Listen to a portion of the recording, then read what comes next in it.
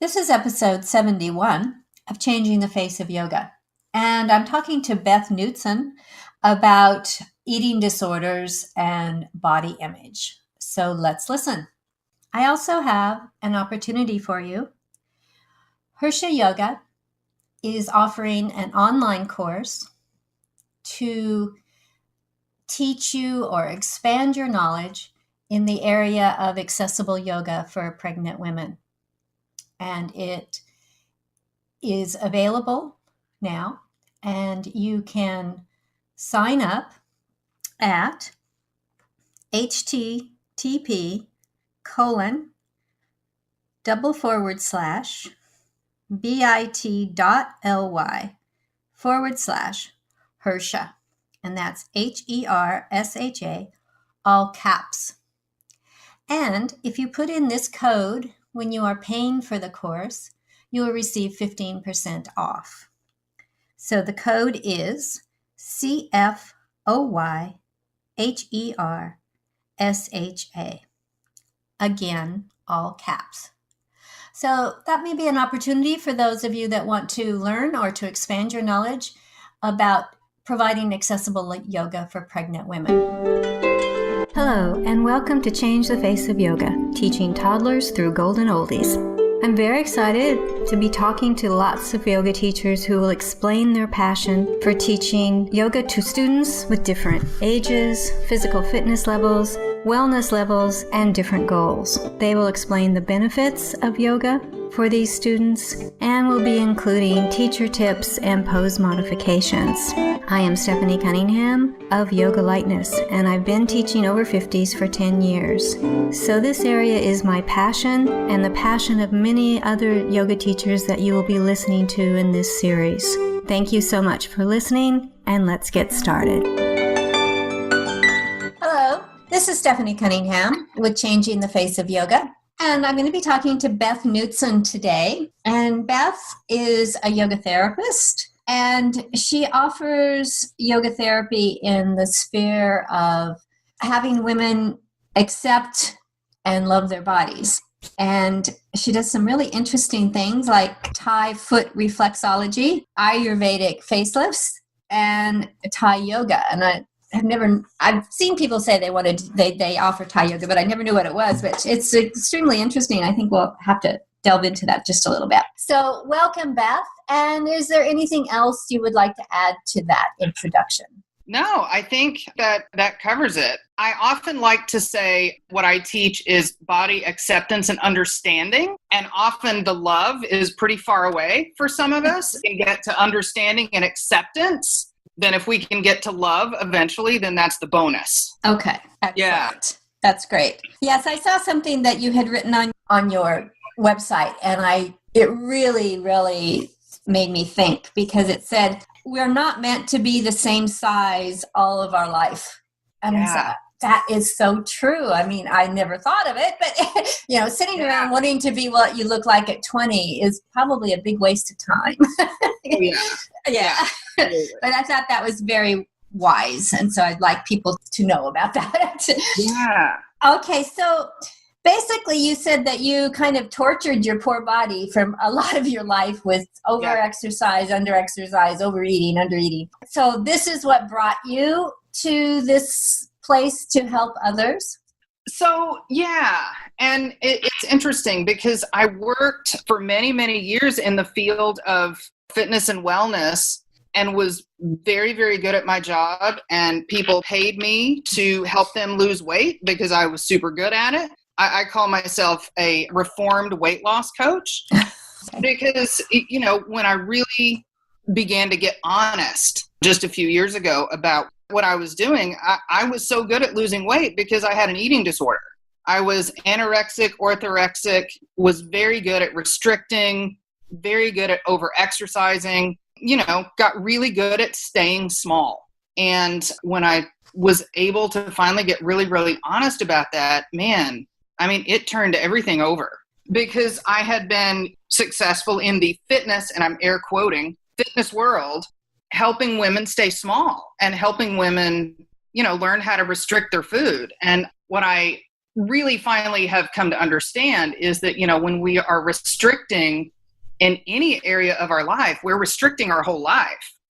And when we're able to trust our own inner wisdom about, something as basic as feeding ourselves, then we can learn to trust ourselves everywhere else. Okay. So what happens when someone says, wait a minute, I need to trust what my body's saying to me instead of, I assume, paying attention to the diet culture? Right. Well, what happens is not so much a snowball as a roller coaster.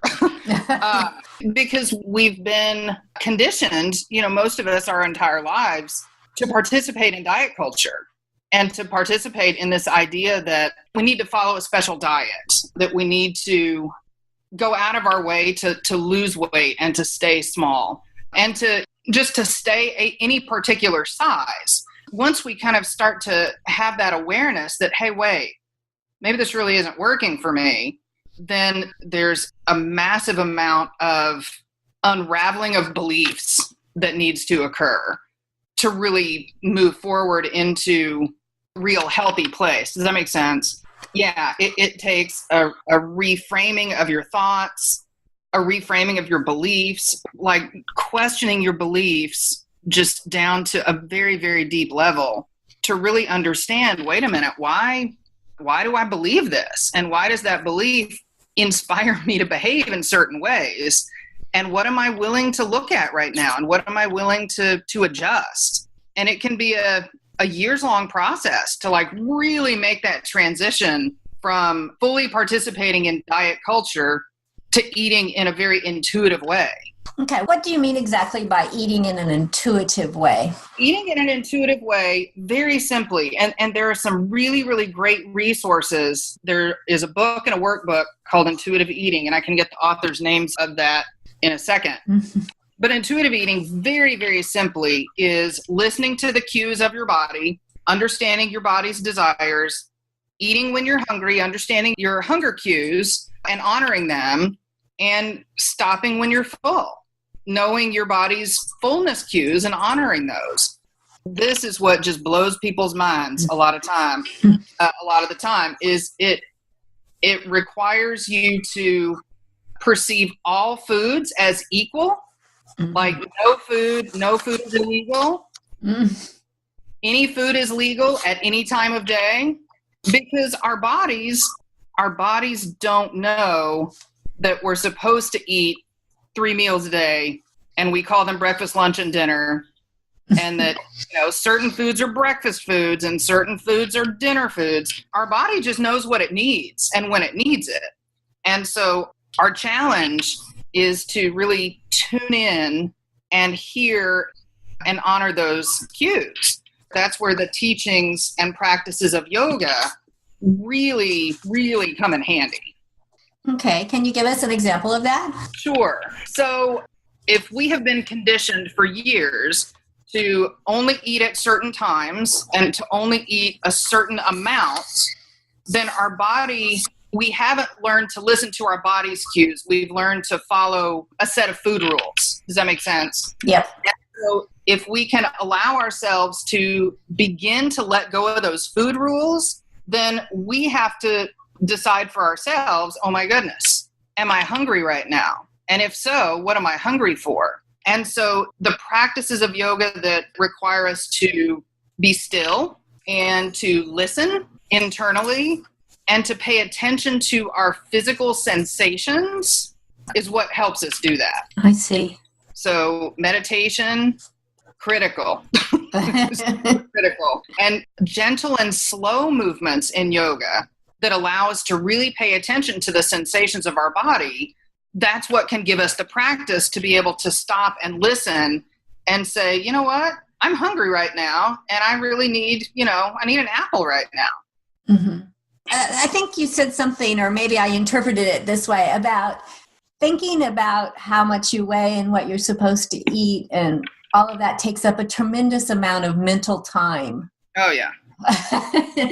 I've noticed that myself, actually. Yeah. And right? that when you get to give up that, you have so much more time to really focus on other things. Is that a fair statement? I mean, have you seen that in your work? Yeah. Oh, absolutely. Yes. And, one of the quotes that I often see is that your life's purpose is not a weight loss project.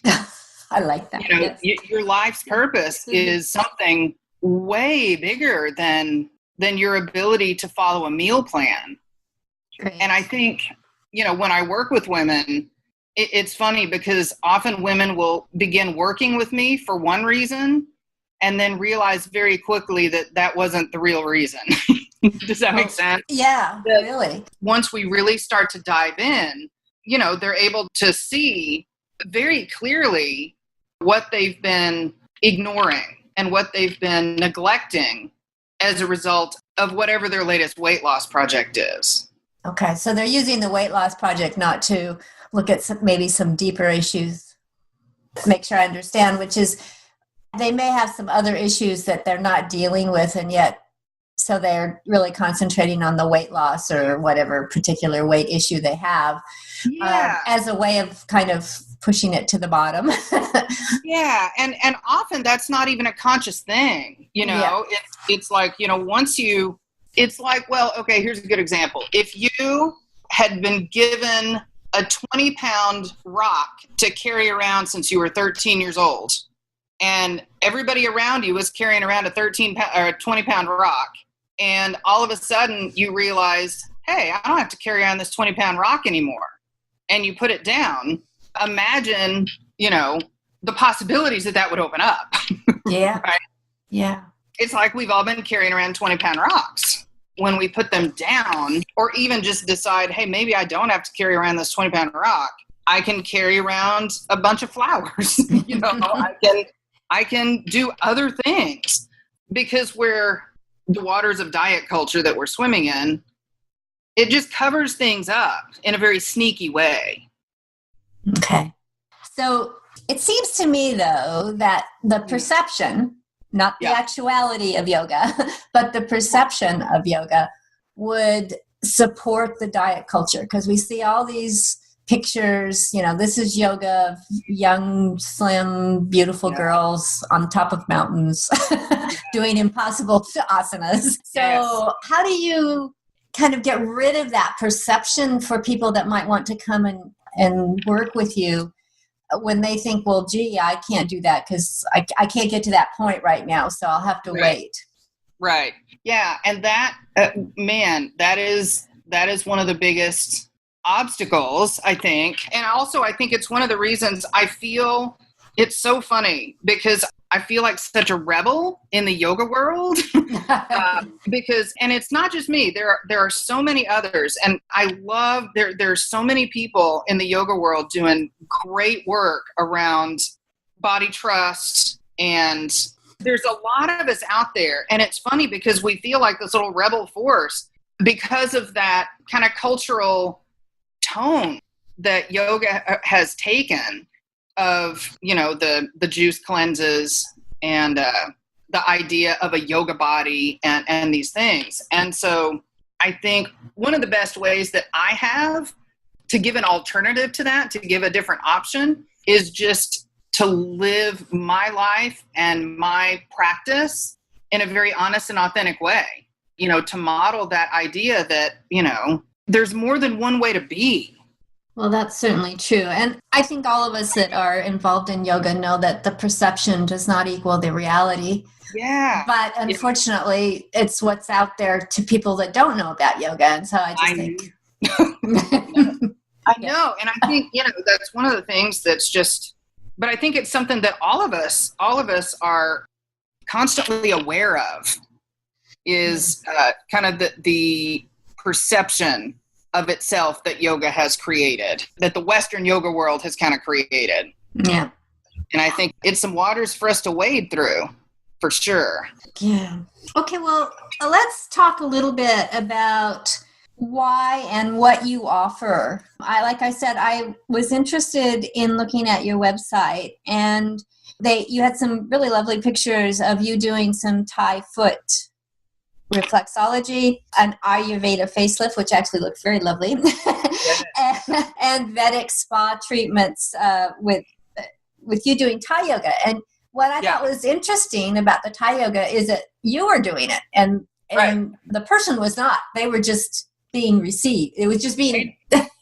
Yeah, they get to lie there like a sack of potatoes while I do the moving. Yeah, and so Thai yoga, and the style that I practice is Vedic Thai yoga, is sometimes referred to as assisted stretching or lazy man's yoga. I had a friend years ago that called it sleepy time yoga, because the receiver gets to be completely passive. And my job as the giver is to offer really a facilitated meditation with assisted stretching, some rhythmic movements, some pressure in the soft tissues. And it's a lovely, lovely experience. And I would highly suggest to anybody, wherever they are, to seek out a qualified Thai yoga practitioner, because it is lovely. And it can be modified for pre-surgeries, post-surgeries, injuries, that any kind of, physical limitation, that kind of thing. And one reason that I think that it's so important especially for the clients that I work with, is because one of the things that it does is it helps you get into your physical body in a very different way. And of course, being a martial art of healing, it of course works on all 5 koshas. But for people who are not accustomed to paying attention to their physical body as much, that healing touch is a really nice way to create that awareness. Great. I wondered why you thought it was therapeutic for people that are having body image issues, but I can understand that. So they don't really have to do anything but except really pay attention to how they feel, which exactly. Yeah. You don't really have a lot of time in life to do that, do you? I mean, on a normal day. Yeah. Mm-hmm. Yeah. Yeah. And the Ayurvedic it's early in the morning, guys. Ayurvedic facelift did look lovely. It really did. Yeah. Yeah. And so the Ayurvedic facelift that I offer is, the Ayurvedic facelift and the Thai foot reflexology are both 45-minute treatments. Mm. So they're shorter than the full Vedic Thai yoga session, which is 90 minutes. And they're great places to start for people for whom 90 minutes sounds like a really long time to just be still for whatever reason. And I find that those are good treatments and good options for people who have experienced different kinds of trauma, because they know exactly where I'm going to be the whole time. There's nothing uncertain about it. With the Vedic Thai yoga, it's a full body treatment. So I could be, at your head, at your feet. I could be turning you one direction or another. It can be a little uncertain. But with the Ayurvedic facelift, I'm just there at your head, face, and neck. Nothing else. I'm not going anywhere else. And with the foot reflexology, I'm working at your feet and your lower legs, and I'm not going anywhere else. So I find that, for some people, for whom certainty is really important, those are really nice options for them. And they get the benefit of the healing, because, as we know, when you work with one part of the body, you work with the whole body. Mm-hmm. So yeah, those are both really lovely, shorter treatments that, can fit into people's schedules a little better, maybe into their budget a little better, and are still very beneficial. So if you had someone that came to you and wanted to talk about or wanted to work on this body image issue, what kind of things would you do? I mean, would you start with these Vedic treatments, or I know that yoga therapists usually work one-on-one and actually develop a unique treatment plan for everyone. Right. And yeah, that's exactly the same approach that I take. Usually, there will be a short telephone conversation, short, like 30, 45 minutes, just to find out, what's going on. Is this the right fit for you? And if not, maybe I can, guide them or direct them to a different professional if I'm not the right fit. But if it is the right fit, then we start with a questionnaire, super simple, easy questionnaire. Well, I think it's easy. It's easy for me to read. Yeah, I mean, there's some, deeper questions about, what brought you here and different types of things. And then And then we meet either one-on-one or remotely, and we put together a plan. And the plan, and again, I'm air quoting plan, I often have a vision. I envision like an overlying structure to what I think our time together will look like. But really, they kind of run the show. They kind of, drive that bus. And we go where their body takes us. We go where their beliefs take us. And of course, there's, a lot of strategic questions along with movement and meditation practices. Often I will give homework that's, like a journaling practice or an art project. So it is very personalized depending on, what somebody's working with and how they're coming to the table. You said some of it could be online or remote. How do you give them I assume you said you did do movement, so you're doing asanas of some form. How does that work remotely? It is, of course, ideally, we are in the same room. Right. But even remotely, as long as we can see each other, a lot of work can get done. I find that I'm developing a really vast network of colleagues. Often, if they're in an area that I think, I'd really like her to be in the room with somebody, then I can often refer her to someone that they can be in the same room with. But I find that as long as, there can be eye contact, facial expression, we can still get a lot of work done. Okay. So these people that you're referring to, your colleagues, are they yoga therapists too? And they're kind of following the general plan that you've agreed to with your client? It depends. I mean, there are times that I would refer to, to another yoga therapist. There are times that I might refer to a Thai therapist or a good massage therapist. It depends on the needs of that client. And of course, with that client's permission, I would have a conversation with that colleague about the work that we've done. But then, that professional has their approach. Okay. And so then we can work with them in a complementary way, to provide what they need in a deeper way. That's an interesting model. I haven't had anybody talk to me about that. I think that's really a different way to go about it, yet it really provides somebody who isn't in your immediate locale can access your knowledge and resources, and then also get some hands-on, shall we say, the kinds of things.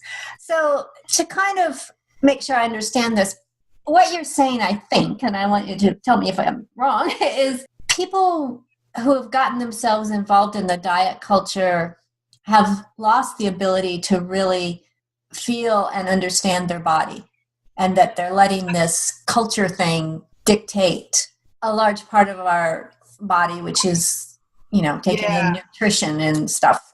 Is that a fair statement? I think it is. I mean, I think that, what we learn from diet culture is how to follow a meal plan.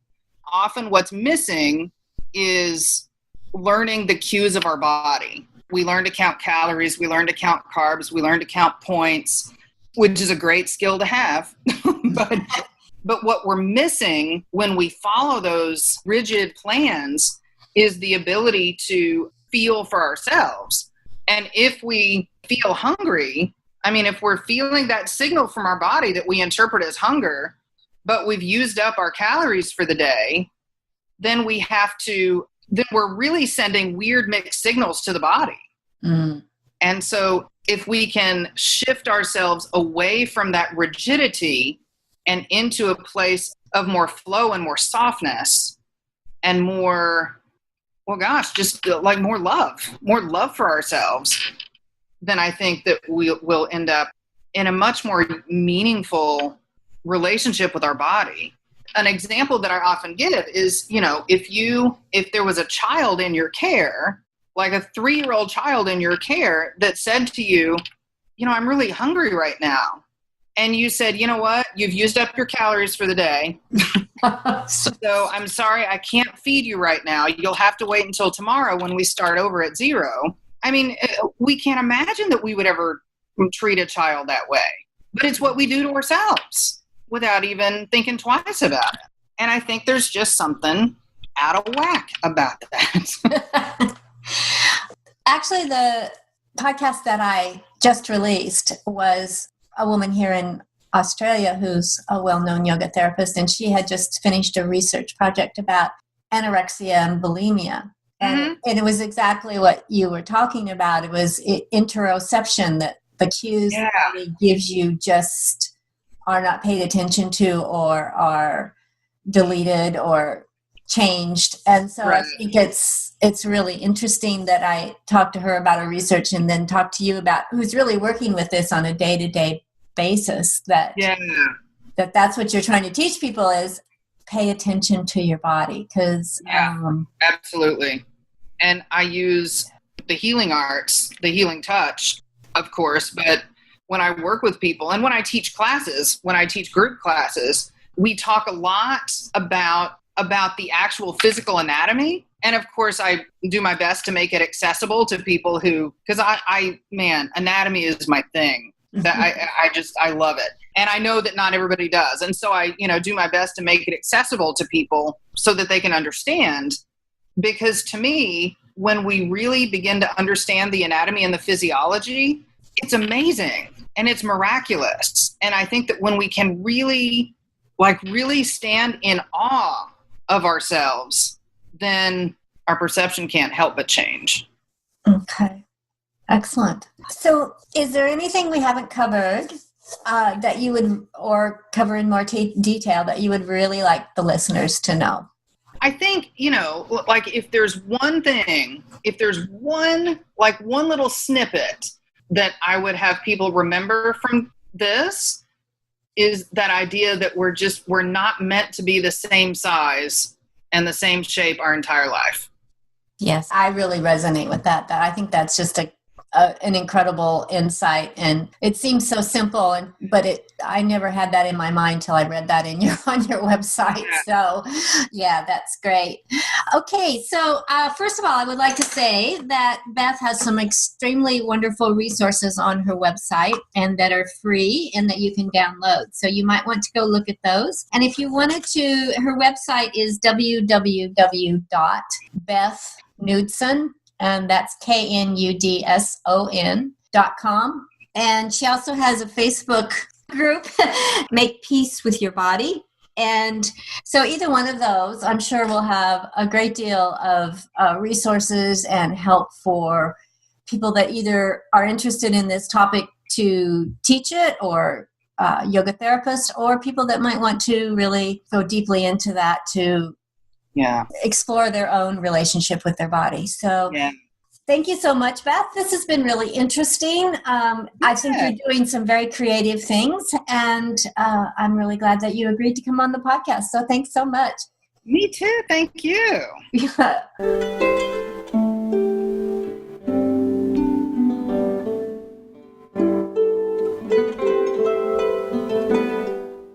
Thank you for that wonderful interview.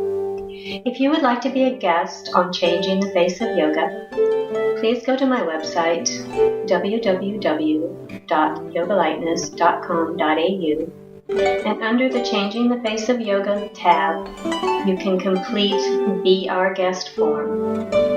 After reviewing the form and finding it applicable to this podcast, we will send you a link to schedule an interview. Please download, review, and tell your friends of any podcasts that are of interest to you and to them. If you would like to contact me, send an email to info@yogalightness.com.au. And thank you for listening to Changing the Face of Yoga.